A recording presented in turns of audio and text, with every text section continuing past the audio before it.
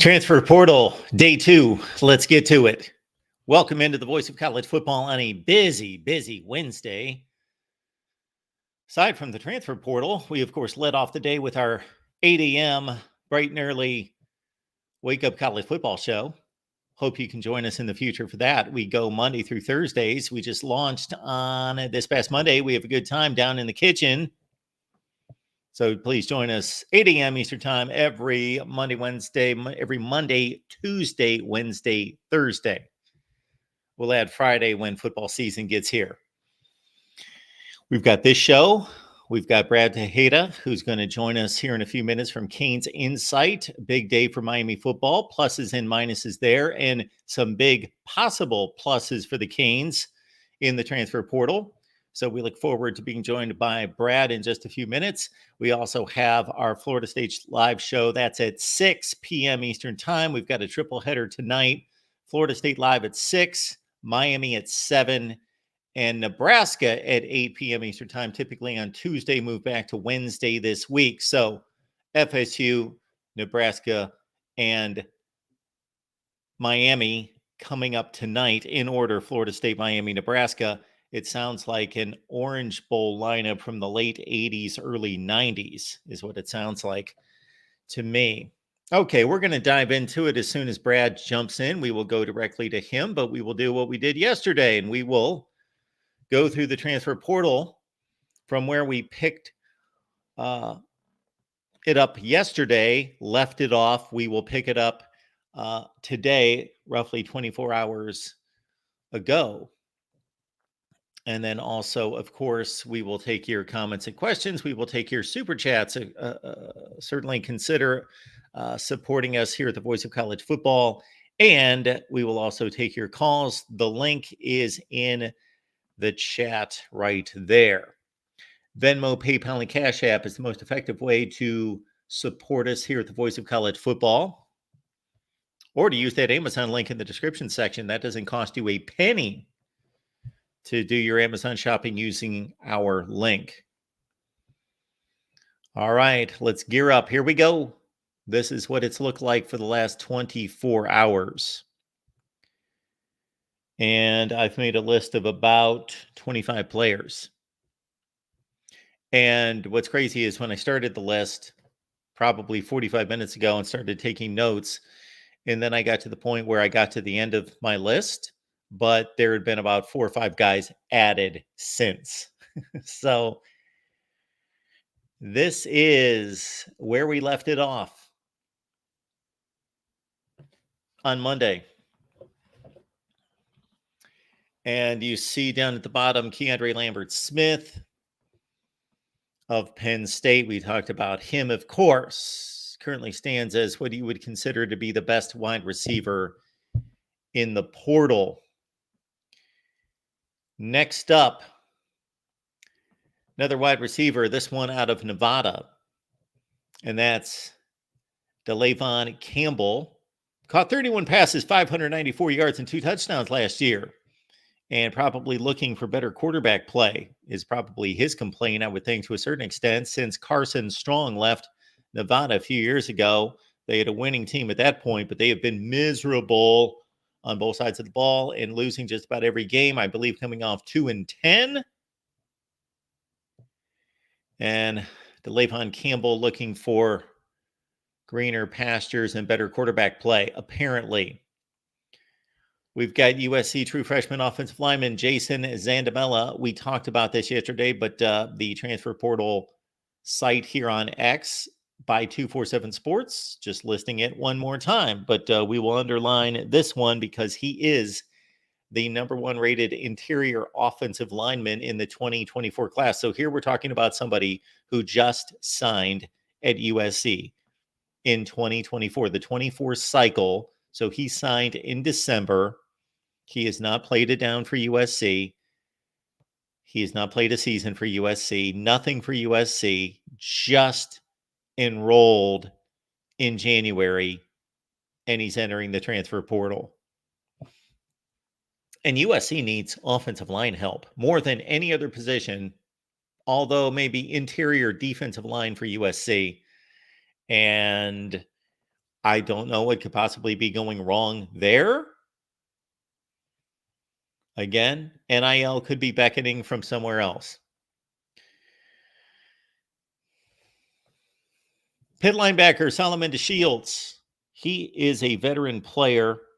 He's played 31 games in his career. This past season, for a bad Pitt football team that typically is strong defensively, and of course, they won the ACC championship with DeShields playing in 2021, and then posted a 9-4 season as he was a starter in 2022. Last year, 58 tackles, 2 sacks for a team again that was 3-9, but a veteran linebacker. Here we get to one of the true gems in the early portal cycle. Oregon State running back Damian Martinez, as expected, he announced this last week, but it's official in the transfer portal. Damian Martinez last year, 1,185 yards, 6.1 per carry, 9 touchdowns, as he was a first-team all Pac-12 performer. The season before, pretty much the same season, 1,000 yards, same 6.1 average per carry, and 7 touchdowns. So he doesn't want to play in the abyss this year at Oregon State without a major conference. I got to think that that's part of it. He's a big-time running back. He was all Pac-12 first team. He doesn't want to play at Oregon State. He wants to play in the limelight.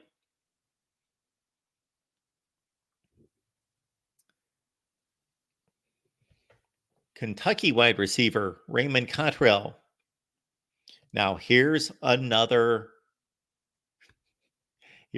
player who's already transferred. Not a year ago, this offseason, already transferred Kentucky wide receiver. We can't even call him a Kentucky wide receiver. He's a free agent wide receiver who used Kentucky for food, gear, merch, housing, workout facilities. So not Kentucky wide receiver, but free agent wide receiver who happened to stay in Lexington for a month or two. Raymond Cottrell transferred to the Wildcats from Texas A&M earlier this offseason, re-entering the transfer portal. Apparently had a bad spring and doesn't like where he stands. He was a top 200 overall recruit in the class of 2023, had a touchdown catch for Texas A&M, and let's see if this is it. This must be the touchdown catch because he caught one pass last year, and he's transferring. He caught one pass for a touchdown against Louisiana Monroe, and there it is. Raymond Cottrell. We move to Georgia, and another player that caught one pass last year. So we are talking end of the bench guys. We're not trying to fool anyone here. This is what was expected. This is what we've talked about on a few of our shows, including the Buckeye Show today. We are going to see some players. We're going to see some impact players. We're going to see a few all-conference type of players. We're going to see a lot of guys that had immense potential coming out of high school who are not satisfied with their situations, don't want to wait, are buried on the depth chart. And here's one. Georgia wide receiver Tyler Williams, expected to enter the transfer portal. Florida native, top 100 overall recruit. That's extremely high. So a Georgia wide receiver, you know he's going to grab some interest. We know that for sure. All right, let's go to Brad Taha here, jumping in here from Canes Insight. Let's go to Brad. Brad, we appreciate you being here, sir. Appreciate you for having me as always, Mark. Good talking some Canes football, man. This is a very exciting time for Canes football fans. As you know, the transfer portal has been open for a full day now, and we're gearing up for some big news, hopefully, in the next coming weeks. The transfer portal officially ends at the end of April. So there's a very small window of opportunity for college football teams to get to that next level where they're wanting to go to be a potential college playoff team, which is what Mario and this team is trying to do this year. So I know everyone wants to hear about the names that are being pursued. I'm going to hit you up on the names that are leaving first, just to get Yep. your take on these guys. Of course, Trevante Citizen was a pretty prime prospect coming out of high school, top 10 running back at number 8, according to 247 Sports, top 10, 11 player in the state, 133 nationally. So a lot of expected of him. Just your thoughts about his future and why it didn't work out in Miami, possibly. Yeah, first and foremost for Trevante Citizen, when you look at the running back room this time last football season as a Hurricane fan, you felt very confident because you had a lot of guys in that room that have played college football snaps, have had productivity under their belt, whether it was Henry Parrish, Don Chaney, Mark Fletcher, Jay Allen, and of course Trevante Citizen. You had 5 running backs back there by at the end of the season. You felt very confident in. Well, now fast forward to now here after spring, and most of those guys have either left the program or are not playing during the spring. You know, you had a Jay Allen and Mark Fletcher, who are your only 2 running backs that I mentioned that are currently on the roster. Both of those guys have not played all spring and are both battling some injuries right now. So there's no telling the timetable on those 2 guys. And then when you talk about the guys that left, and Henry Parrish and Don Chaney, those guys have obviously went to Ole Miss and Louisville. And then you bring up Trevante Citizen, who has already been with the program for 2 years. This is now his 3rd year under Miami Hurricanes football staff. And unfortunately, he's a guy, like you mentioned, was very highly rated out of high school. People who know the name of Travis Etienne, Trevor Etienne, the running back that was once at Florida, now transferred to Georgia. As good as he was in college football, he was the 2nd rated running back coming out of Louisiana out of high school. The first was Trevante Citizen. To give you an idea of what type of range or talent Citizen did come out after high school. Unfortunately, with some guys, you battle some injuries, and Citizen was just one of those guys that have yet to become fully healthy in a Miami Hurricanes uniform. This is a guy that we haven't really seen much of in a Hurricanes uniform. So to be quite honest with you, it wasn't too much of a low blow as a Hurricane fan. A lot of this was just hopes and wanting to see a young man do well in a Hurricane uniform. But like I mentioned at the beginning of the show, we are in a crucial state of mind in Miami Hurricanes football right now where we need guys that we can't hope to do well. We need guys that are dependent on that can do well. So you're going to see us go very heavy into the running back room, into the transfer portal, along with some other key positions. But I look for at least 1, if not 2 running backs that we go after in the portal because, like I mentioned, your running back room is very thin as far as guys that are dependable as far as from an injury standpoint or productive as far as in a college standpoint. We'll stay with the running back spot then, Brad. Damian Martinez is going to lower the pads and knock over some safeties and some linebackers. 1,100 yards last year, all Pac-12, 6.1 per carry. And if you thought that was a fluke, anyone, 6.1 per carry the year before. So he's a 6-yard per carry back. Again, first team all Pac-12. Miami's listed among his options at this point with Mississippi State, Kentucky, and Arizona. Yeah, so you mentioned Damian Martinez, right? And a few things. You talk about the stats, right? This guy was a number 11th in the nation in yards after contact with 744 yards after contact, which is a very impressive stat. He was a top 15 running back rushing last year in the country. Again, another impressive stat. But the one stat that intrigues me the most, Mark, is yards 10 or more. As we know with Miami Hurricane fans, we have been missing that big threat opportunity at running back, whether it's just a speed aspect or just being able to have a running back that could take it the distance, especially breaking off of tackles. We saw what a guy in Mark Fletcher could do.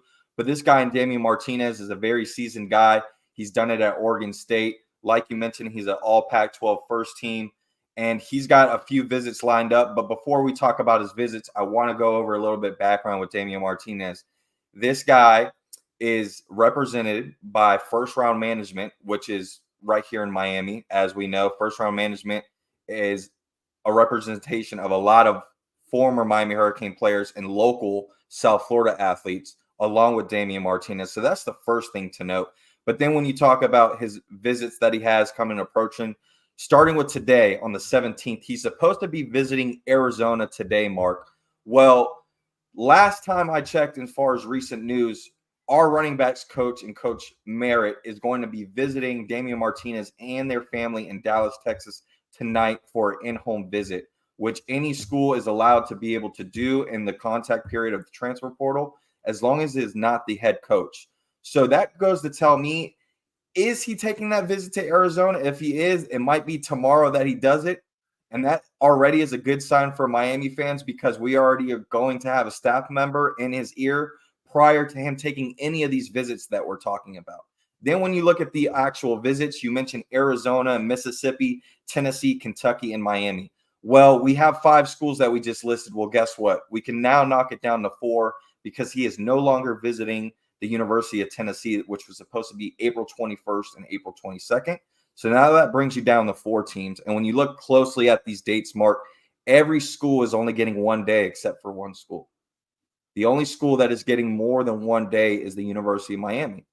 And as we know, people that follow recruiting like myself, transfer portal guys is very similar to recruiting on how you plan and strategic your visits, right? And you got to follow the visits. Well, guess what? Guess who has the last visit in this, Mark? The Miami Hurricanes. So I feel very, very confident that the University of Miami is in a very good spot of landing Damian Martinez.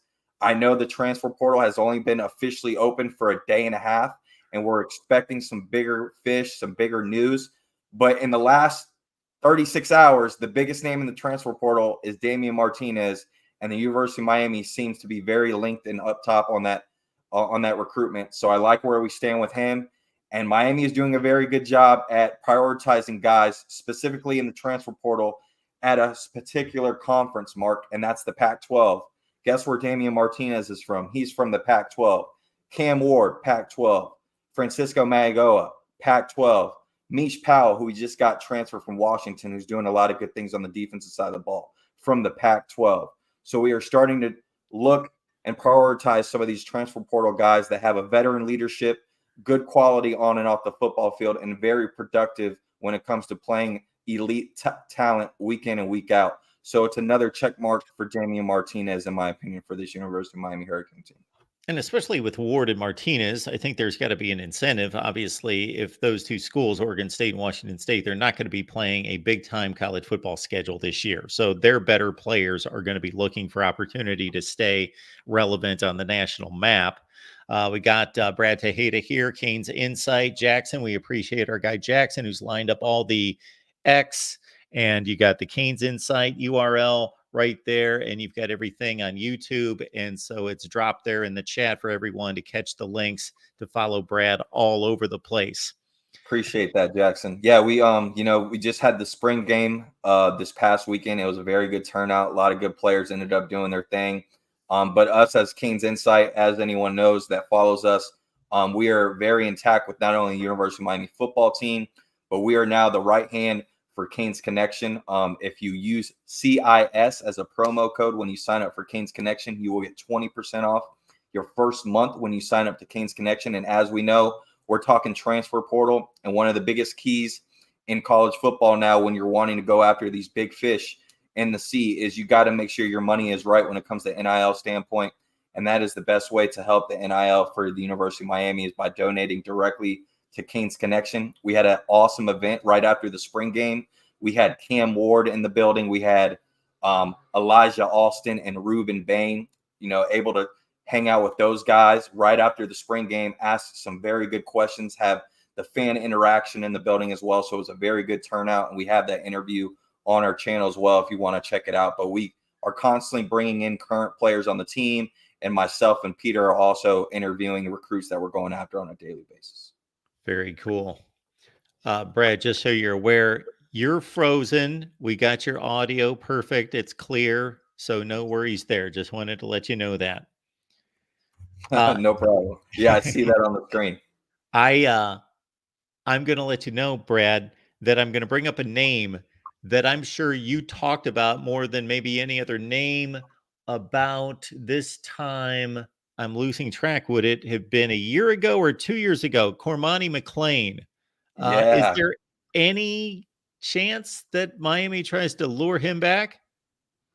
I'm going to be honest with you, Mark. Me personally, I wouldn't mind Cormani McClain back, but just understanding and knowing the way Mario and the staff operates, fool me once, shame on you, fool me twice, it's not going to happen, right? Once you kind of turn your back on the University of Miami, I think at that point we're going to go elsewhere. I do think that we are in a position where we need multiple cornerbacks, in my opinion, especially some cover guys. And Cormani does fit that bill, but I do think there will be some other prospects that we will be going after in the portal.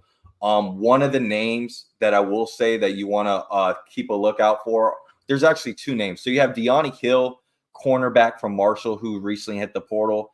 This is a young man that was once coached by Chevis Jackson, who is the current cornerback coach for Miami, who was once at Marshall. So they already have somewhat familiarity. He's also a somewhat productive guy at Marshall as well. He's also crossed paths with Lance Guidry, who is obviously the defensive coordinator with Miami. And he's originally from Gainesville, Florida, right here in my backyard. So that is one name to look out for as the cornerbacks. And then another name is Anthony Johnson Jr. He's a cornerback from Western Kentucky. He's originally from Miami. So again, Miami ties. And he was actually a pretty productive guy over at Western Kentucky. He's another guy that I would watch out for. But I do think they are looking for big fish when it comes to the secondary. They want a playmaker guy that the opposing team on the offensive side of the ball has to account for, other than Kiko Manganoa. So I am wanting to see if they're probably going to be a little bit more patient when it comes to the cornerback room. But as far as Cormani, I personally don't think that's going to happen. I think it's probably between South Florida and I heard maybe USC as well. So those are the two schools I would look for Cormani McClain. But I will say the only other player that I think most Hurricane fans are familiar with in the transfer portal currently is former USC player Romello Height. As we know, he was once, flirting with Miami back when we had Manny Diaz and prior staff. It was between Miami and Auburn. He kind of trolled the fan base and the staff and ended up committing to Auburn. Didn't do so well. Auburn transferred to USC. Had a somewhat productive year last year at USC. Had 4 sacks, which if you look at our defensive line this past year, Mark, he would have ended up being the second leading sack guy on our team. So it's not too bad of a get, in my opinion. He is a guy that has already visited Miami in the past couple weeks, and he has had a lot of relationships with Miami staff. It seems to be a mutual thing between the two, but I don't think, again, they are ready to jump the gun at the defensive end position as far as getting a commitment from somebody. So I think they're going to play it by ear and kind of wait it out another week or so and see if Romello Height is indeed the guy that they want to bring in as that pass rusher. So do you see kind of a combination of approach here with Mario Cristobal and staff going after best athlete, best player, and then also trying to match that up, of course, with need and, going after need maybe first and foremost, but if somebody's out there, even if it's a pretty strong position for Miami currently, but that player is just somebody that they can go get, that they'll still go after him? That's a good question. I think worst case scenario, right? You always want to get the best player on the board, but I think what Miami and this staff, especially Mario, has realized in the last 2 years, especially with the transfer portal, is you have to be very picky on who you bring in, whether from a locker room standpoint, if they match up well, or just from an aspect if they're going to potentially make their mark very quickly on this roster. There are guys that are currently on the football team. I don't want to bring any up specific names, but there are guys currently on the team that us Miami Hurricane fans are hoping hit the transfer portal, who we were once cheering for this time last season that we got from the transfer portal. So you have to make sure that some of these guys that you bring in are going to be instant impact guys. Because like I mentioned at the beginning of the show, Mark, we are in a very particular state of mind at the University of Miami where third year under Mario Cristobal, you have a guy in Cam Ward who is possibly one of the top quarterbacks in college football. You're bringing in a very good wide receiver core, and you're bringing in back most of your defense and staff. You got to capitalize on this moment, and they got to make sure every guy that they bring into this building is going to be a instant impact guy. There is no more just bringing bodies in to fill the room. I think we are finally at the point with Mario Cristobal that there's probably about 10 to 15 more bodies on this roster that you could probably get rid of.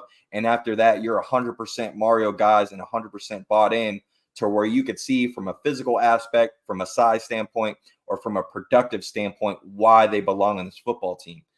We are very close from getting there. It's all about getting the right pieces to the puzzle. I think they are going to be very picky when it comes to most of these guys that they're looking at. The defensive line position is another one to look out for. The defensive tackle position, there's a couple guys that Miami's looking at, whether it's CJ West, defensive tackle from Kent State, Renee Conga, another defensive lineman from Rutgers as well. But then there's also been another defensive tackle of Demonic Williams. This guy was a true freshman All-American in 2022 and an all Big 12 selection in 2023 from TCU. He kind of fits all the check marks of what we're looking for in a three technique lineman for Miami. So that's going to be another one to watch out for. And of course, there's also names that haven't hit the portal that I think a lot of Miami fans are hoping and wondering to see if they do hit. You know, you never know what happens to a guy like Shamar Stewart out of Texas A&M. If he hits the portal, is that a guy that you take a second look at again? So there's always those possible names that were once wanting to be a Hurricane, went elsewhere, and now it's back to the transfer portal. So we'll see what happens. Brad Taha here, breaking down the Canes, day 2 of the transfer portal. You can catch Brad's work and the rest of the crew there at Canes Insight. So, Brad, you were on the field to check out Miami's look at the final of spring practice there. Of course, the spring game on Saturday. So put that together with everything else that you know about what's happened over the last 15 practices. What is your biggest takeaway from what Miami's worked on in the last month?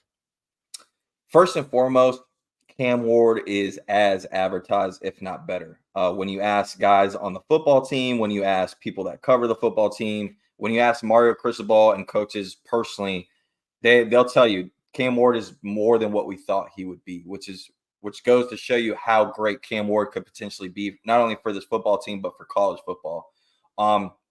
That's a good thing, but that's also a bad thing, right? I could honestly say the gap between Cam Ward and your next quarterback is significant. There is a big gap. And as we know with college football, anything could happen. And I think we do have to continue to recruit better at the college football level when it comes to quarterback. We are at a particular moment where as long as Cam Ward stays healthy this year and does what he's supposed to do, I expect us to jump in the portal again and get the best portal quarterback next year. So I'm not worried too much about that. When you talk about the running backs, like I talked about before, most of your veteran running backs are guys that toted the ball last season. You didn't get to see any of those guys anymore because they're either at other programs or they're injured. So from a running standpoint, most of the guys that have gotten the carries all throughout spring are true freshman guys that I don't think we will depend on as much as we are depending on them now, which is a good thing because they're able to get those snaps and experience under their belt now. The wide receiver room is honestly probably one of the best rooms we've had in a while. The wide receiver room and the linebacker room have flipped dramatically ever since Mario and the staff have been put together. So kudos to Mario, KB, and the rest of the staff there.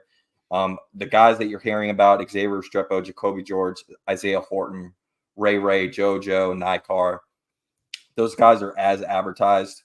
I think we'll probably go in the portal and maybe get one more guy that we could put on the field that the defense will make sure to where they can't double team Xavier Restrepo. If you could get another wide receiver out there to where they can't just eye on Xavier Restrepo every play, that's what you want. The tight end room, is the ceiling is very high, but the productivity is very low currently. So there's a lot of hopes and aspirations for that tight end room. And as long as everyone stays healthy and everything goes how it should in the tight end room, we will be right back to being tight end U, in my opinion. That is one of the best rooms in the country as long as everything goes as it should. Offensive line, you don't really have to talk much about it. You got Mario and Mirabal. Your first 5 guys are pretty cemented in. You got Samson Okinola right now, who's transitioning between left guard and right tackle at times because Francis Manoa, who is your starting right tackle, has been out all spring. That's just due to precautionary reasons. He should be back for the fall. So you pretty much have a solid 5 right now. It's really that second rotation that they're kind of playing with right now. I would expect maybe one guy out of the transfer portal, maybe a Jason Zandamela, who is an interior guard slash center at a USC. He never played at USC. This is a 2024 recruit. It's probably going to be between Miami and Florida if I had to guess, but this is a guy that Mario and staff have always wanted in the last year and a half when it comes from a recruiting standpoint, and now he's in the portal. So he could be a very good depth piece moving forward for us for the next 3 to 4 years. The defensive line, when you look at roster, from top to bottom, as far as from a name standpoint, I don't see many teams in the country that are as loaded as us when you look at productive stats and just the names on paper. But then when you look on the football field in spring, and especially in the spring game, a lot of those guys on paper are not on the football field. A lot of that, again, goes back to precautionary reasons. I wouldn't worry too much about it. Most of these guys, Akeem Mesidor, Ruben Bain, Elijah Austin, a lot of these guys either didn't play in the spring game or barely little. Again, just precautionary reasons. You saw my guy Cole McConaughey, true freshman out of Alabama. He got the start at defensive end along with Jaden Wayne and Marquise Lightfoot and others. So they're doing a very good job at getting some of these young guys a lot of quality snaps against your starting offensive line. So that way, later on in the season, when you're throwing these guys in there, they're able to adapt, execute, and perform because they have been able to do that in practice against good talent. So that's what you like to see. Linebacker room, again, like I mentioned with the wide receiver room, linebacker room has flipped dramatically. You got 4 to 5 guys that are literally just running around, doing everything that they can for this football team and making all the right decisions. Francisco Manoa has been out for spring, again, due to precautionary reasons. But between Wesley Basaint, Popo, Marcellus, and Chase Smith, and of course, Bobby Washington, he unfortunately was held out for the spring game. Those guys are doing a phenomenal job at reading the defense from a passing standpoint, running standpoint. And then we even got Cameron Bobby Pruitt, who's a true freshman, again, out of the state of Alabama. He has been putting on a show, whether it's at linebacker, safety. We've been putting him all around the field, and he's been performing great. So I expect someone like Cameron Bobby Pruitt to hopefully be something like Ruben Bain was last year for us. He's been doing a lot of great things. And then the secondary, like I mentioned, I'm looking for 1 or 2 more veteran guys that have a lot of productivity already at a D1 program to hopefully come in and help us for that football team. But all in all, Mark, I think we're setting up for a very hopefully great season. It all starts with August 31st up here in Gainesville against Florida that we're going to be gearing up for, man. But this transfer portal, I tell you what, the rivals, they were trolling us when Henry Parrish hit the portal. They were trolling us when Don Chaney hit the portal. They just trolled us when Trevante Citizen hit the portal. I just want to make sure that these same rivals that are trolling us for these running backs leaving, I want them to give us the same energy when they see a running back enter the University of Miami in the next couple of weeks. Well, Brad, that's not going to happen, but that's one way to call them out. There's been nothing wrong with Mario Cristobal's recruiting resume, and that now spills into the transfer portal. So all those skills, all those abilities, all that effort, everything that he has a skill set for, the recruiting process applies to the transfer portal. And that's why Miami's been so effective on paper. Like you say, some of those guys have come through on the field, others have not, but we shall see. It's only day 2. And we'll see what Miami's got. And of course, Damian Martinez, there are some obvious signs that point in Miami's direction. So we appreciate you running those down, Brad. And again, it's Brad Taha, Canes Insight. And one more time, Brad, before we let you go, just let people know about the Canes Connection and the promo code available. Absolutely. Like I said, canesinsight.com. You can find us on YouTube. We're constantly doing interviews with recruits, current players on the team, and we are now one of the biggest partnerships with Canes Connection. As you guys know, that is the official NIL partner for the University of Miami. You can use CIS as the promo code and sign up for Canes Connection. You will get your first month 20% off. You'll be able to get exclusive interviews with our guy D Money, who will be doing exclusive interviews once a week that you can't get info from on YouTube, on Twitter, wherever you get your info from. This is premier content that you can't get anywhere else. And we have, interviews with Cam Ward, Elijah Austin, Ruben Bain, and others. It's a great forum, great website. We've been around for quite a while, so please make sure you check us out. We're always giving you the daily stuff anytime a Canes fan needs their fix.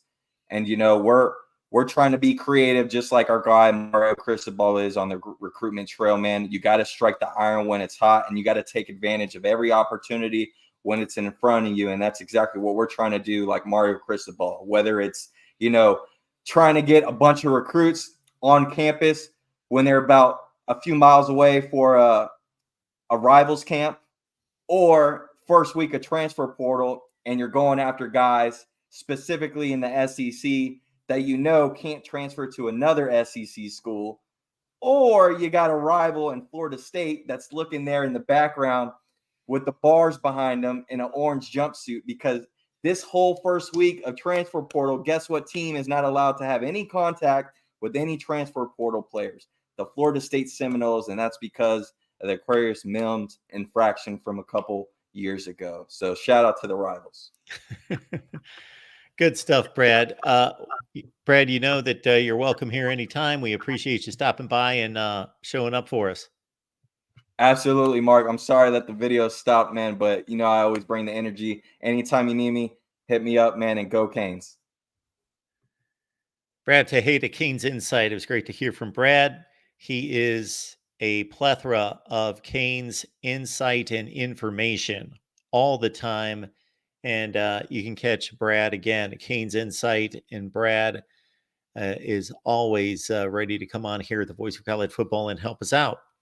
As we are running down the transfer portal on a Tuesday, day 2, and we were in the midst of going through the various transfer portal updates, and so many guys. I've got a rundown of about 25 guys or so that have announced just in the last several hours. We wanted to pick it up from where we left it off last night with all of you. Again, want to remind everyone that we're here at the Voice of College Football, 6, 7, and 8 o'clock Eastern Time. That's Florida State live at 6. That's Miami live at 7. Yes, another hour of Miami football with Cam Underwood from State of the U. The 6 o'clock Florida State show with George from the Renegade Report, Big Game James Coleman, Den Media Group, and Chris Frazier from Spiratics. 8 o'clock Eastern Time, the Nebraska show this week on Wednesday, typically on Tuesday, with Justin Adams from the Big Ten channel. All right, let's get back to the portal. We have left the link in the chat if you would like to jump on board talking about transfer portal. Otherwise, here we go. Next up, Western Kentucky cornerback Anthony Johnson. You see that he was a contributor last year with 44 tackles and 4 picks and was the famous Toastery Bowl defensive MVP. How about that? Get yourself a bowl MVP. We also have another Florida player entering the portal. And here we've got a linebacker in Manny Nunnery. So he's in the portal. And apparently Florida is at its scholarship limit right now. So they are trimming in Gainesville. Nunnery had 28 tackles last year. So he was on the field and productive. 1.5 tackles for loss and 1 sack. Manny Nunnery, Florida linebacker in the portal. We've talked a lot about Damian Martinez. Again, those are the visits, and Brad ran that down for you. If you're just joining us, we were just joined by Brad Taha from Canes Insight, so you can always back up the feed and listen to the entire transfer portal update from the beginning. Another Nevada wide receiver. We talked about Dalvon Campbell, and now we're going to talk about Darian Wiley. But Darian Wiley played this past season at Louisiana Monroe. So again, here we've got another example of a player who's listed having played for a particular school, Nevada wide receiver. Well, technically Nevada wide receiver, but he never played at Nevada. He played at Louisiana Monroe in 2023. Darian Wiley, 24 catches, 400 yards, 2 touchdowns, and then transferred to Nevada after the season was over. And here we are 3 or 4 months later, and he's hitting the transfer portal once again. Next up is Nevada Las Vegas defensive back transfer Ricky Johnson. Will not be playing apparently for Barry Odom this season, who just signed a 5-year contract extension. Ricky Johnson totaled 36 tackles, 4 TFLs, and 7 passes defensed this past year, and he is on a run through some Group of 5 schools, Colorado State, Memphis, and Liberty, the next 3 or 4 weekends. There is Cormani McClain. And we don't want to speak ill of anyone in particular, but I think it's pretty well established that Cormani McClain is not the most measured and focused individual at this point in life. Maybe didn't have the best direction. He's been a bit flighty. He's been all over the place. He flipped back and forth as a recruit. He goes to Colorado. Deion Sanders just flat out called him out, saying he's not on the field because Deion Sanders was questioned about halfway through the season. Why is Cormani McClain not on the field? He was the number 1 rated cornerback in the country coming out of high school. Deion Sanders said, we track all of the preparation from our players. We track their film study. We know how many minutes they've been tracking film, studying film, working with their coaches in film. Cormani McClain's not prepared. He's not going to know what's going on with our defense. He's not prepared. So now Cormani McClain is looking to move on from there. I would think, and I have not been a ultra fan of Deion Sanders. I've also not been an ultra critic. I call it for what it is. There are certain intangibles he brings to the process. There are certain tangibles he brings to the process that are difficult to find or almost impossible to find anywhere else. And one of these is that the guy is arguably the greatest cornerback in the history of football. So you would think that cornerbacks would rush to play for Deion Sanders. And maybe Deion Sanders is being a little bit, maybe Cormani McClain believes Deion Sanders is being a bit too harsh or hard on him. It might be a good thing for Cormani McClain to listen to some of that instruction from arguably the greatest at his position in history. All right. This is a Colorado State wide receiver transfer, Justice Ross Simmons. His stat line last year, 45 catches, 724 yards, and 3 touchdowns. And there we see him making a play against Colorado in that ridiculous Friday night. No, that was a Saturday night game that went down to the wire, went to overtime, and was the 10 million viewer game between those two rivals. So again, Colorado State wide receiver in talks with Florida. There is Jason Sandamella, and Brad talked about him, number 1 rated interior offensive lineman in the class of 24. Never played at USC.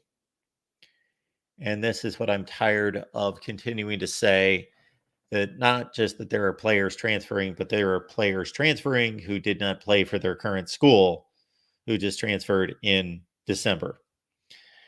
USC defensive lineman Stanley Ta'ufo-Ao.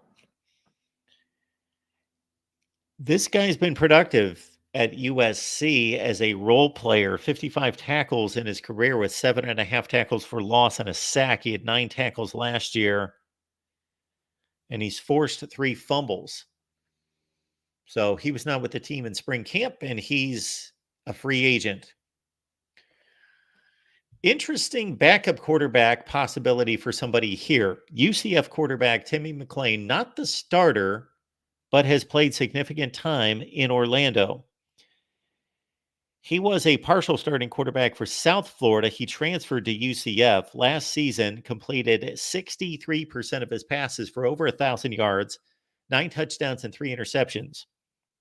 There are teams out there that could use a good backup quarterback. I am not necessarily going to scan the nation right this second to come up with those teams, but I would think Auburn comes to mind, Tennessee comes to mind, Clemson comes to mind, Penn State may come to mind as teams that could use a guy with experience to be the backup quarterback. And there is one, Timmy McClain. 14 touchdowns and 10 picks in his career at USF and UCF.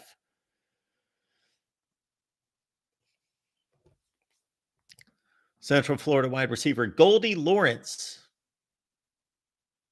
who transferred to the Knights from Florida State earlier this year. So again, we've got a Florida State 2023 signee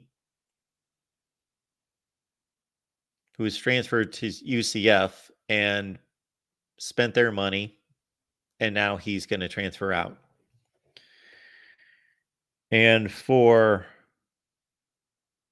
and that's pretty much all we've got on Goldie Lawrence. One other note I wanted to make about Timmy McClain. I looked up his numbers. Just this past season, he got significant playing time against Kansas and Kansas State. Those were the two best teams that he had significant reps against. Timmy McClain, the UCF quarterback, 12 of 15 against Kansas. And he went 14 for 24 with 3 touchdown passes against Kansas State. So he can sling it a little bit. Oklahoma linebacker Shane Witter, he's entered the transfer portal. He had 4 tackles this past season. We are going live to talk Oklahoma football on Thursday morning at 11 a.m. Eastern time. That's going to be on the Oklahoma channel with Parker Thune, who's one of the best you're going to hear anywhere on Oklahoma football. Flat out, excellent broadcaster and insider guy. Parker Thune will be with us at 11 a.m. Eastern time, talking Oklahoma football live on Thursday.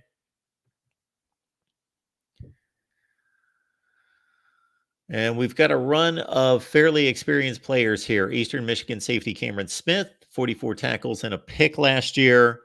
Vandy safety John House, 15 tackles and a pick last year. Ball State linebacker Mormon Massey, 32 tackles and a sack last year. So he obviously was on the field. Here we go with another player who did not play for his current quote-unquote team. Missouri wide receiver Dennis Jackson. Never caught a pass for Ole Miss or Mizzou, and now he's going to suit up for a third team. He's a former 4-star recruit who signed with the Rebels. Texas defensive lineman Jamond Tapp. Jamond Tapp was a top 150 player coming out of high school in 2022, only had 8 tackles last year. So he obviously, 22 his freshman year, 23 his sophomore year, has not broken through under Steve Sarkisian. And so he's looking for a fresh start and for some playing time. We posted a video, we being Sonny Verma, on our Texas channel on this move by Texas linebacker Samaje Burrell entering the portal.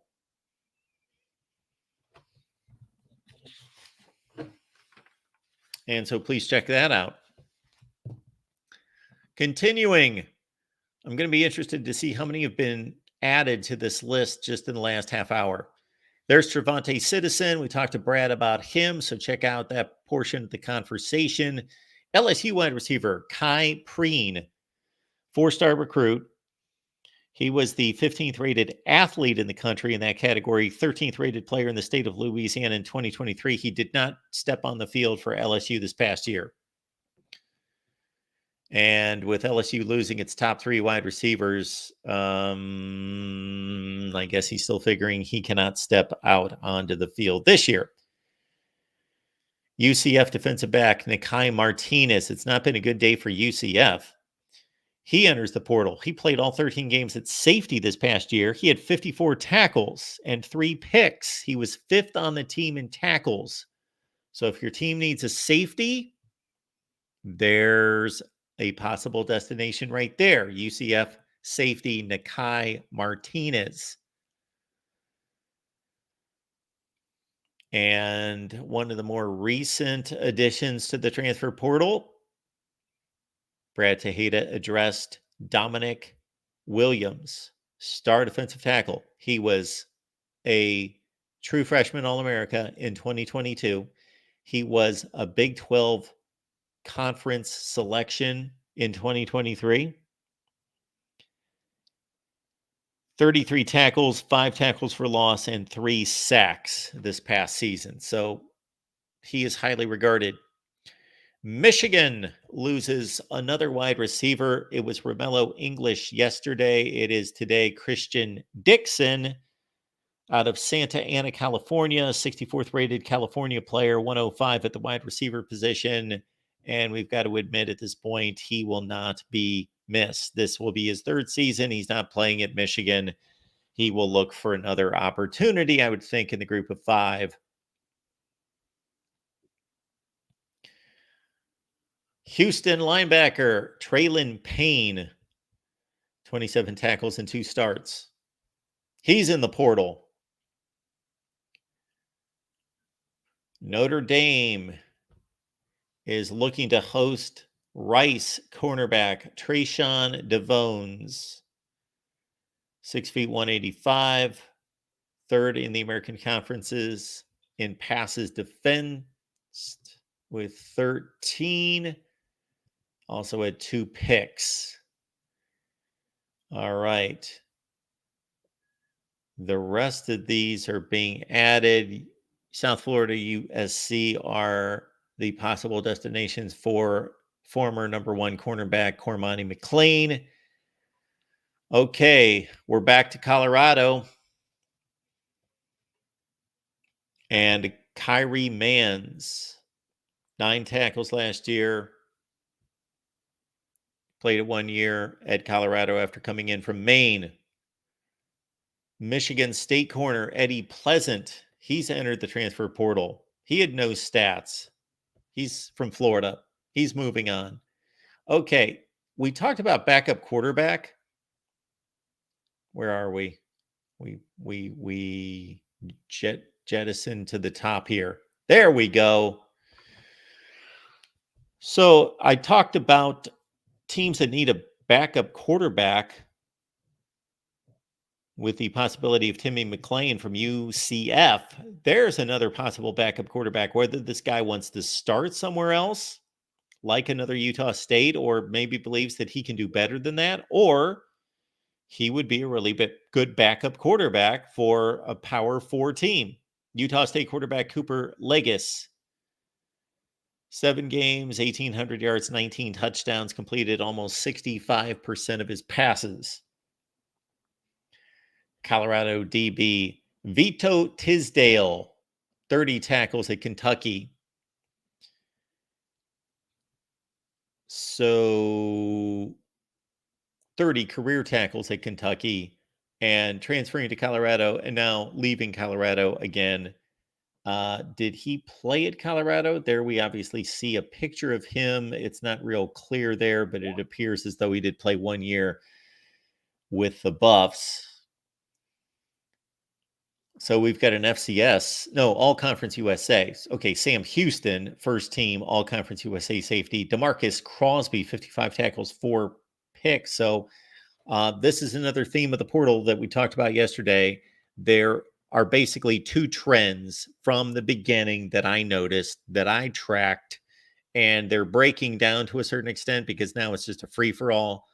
But I think other than the quarterback position, right out of the gate, the 2 trends we saw were those lightly regarded players coming out of high school that were either underregarded, that were missed, or they just grew into their bodies. They developed, they turned out to be really good players at the group of 5 level, and then they wanted to see how they would fare at the next level. And they were all conference type of group of 5 players, like a Braden Fisk, who was at Western Michigan. Then he elevates to Florida State last year, guys like that. And then the other category of player that we have frequently seen is the big time top 100, top 150 player who sits as a freshman, goes to somewhere like LSU or Texas A&M, goes to a big school, sits for a year, and then going into his sophomore season, spring practice doesn't go well, doesn't see himself in a good place on the depth chart to play as a sophomore, and that guy is hitting the portal. There's an FCS All-American wide receiver, Raylan Sharp. We have certainly seen this in the past where FCS standouts at wide receiver have been able to elevate their game at the next level. And there is one right there. Oh, is this another Colorado player entering the portal? Seriously? Colorado tight end Shaman Mater transferred to the Buffaloes earlier this year from Cincinnati. So basically, Cincinnati, and now he's in the transfer portal.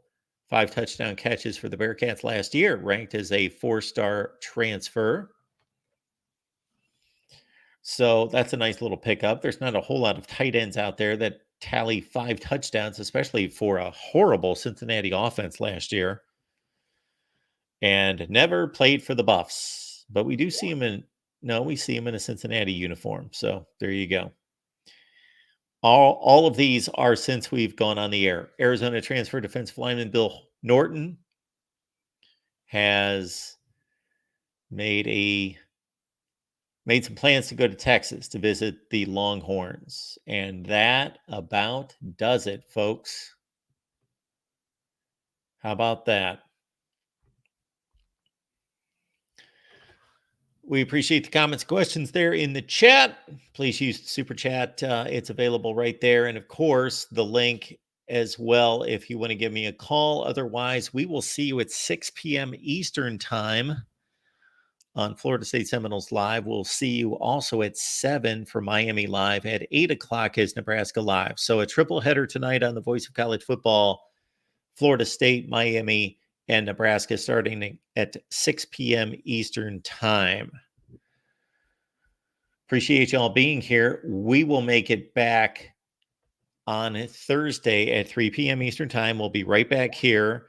We will have media guests. We will run through the portal. We will go through the latest. We will update it top to bottom starting at 3 p.m. Eastern on Thursday. All right, folks, Amazon links in the description section of all the videos. Grab the Amazon link, use it. I cannot emphasize this enough. I was buying Amazon the other day. I had bought 4 or 5 things, realized that I hadn't used the link, that I was just using Amazon's generic link, realized, okay, I've got a cart full of stuff, but I got to use my own link to, be a good example to all of you. I couldn't look you in the eye and be able to do that. Plus, I should be able to get $3 or $4 back for the purchase. Well, as soon as I grabbed the link and I put it in there, everything completely transferred. It was completely transparent, completely just the transition. Did not have to reorder anything. The cart was full. It had my name. It was right there. So please use the Amazon link. It's in the description section of every video, including this one. And other than that, again, same time, same place, 3 p.m. Eastern on Thursday with a transfer portal update. Otherwise, it's the triple header on the Voice of College Football tonight with Florida State at 6, Miami at 7, and we've got Nebraska at 8 p.m. Eastern time tonight. We will see you then.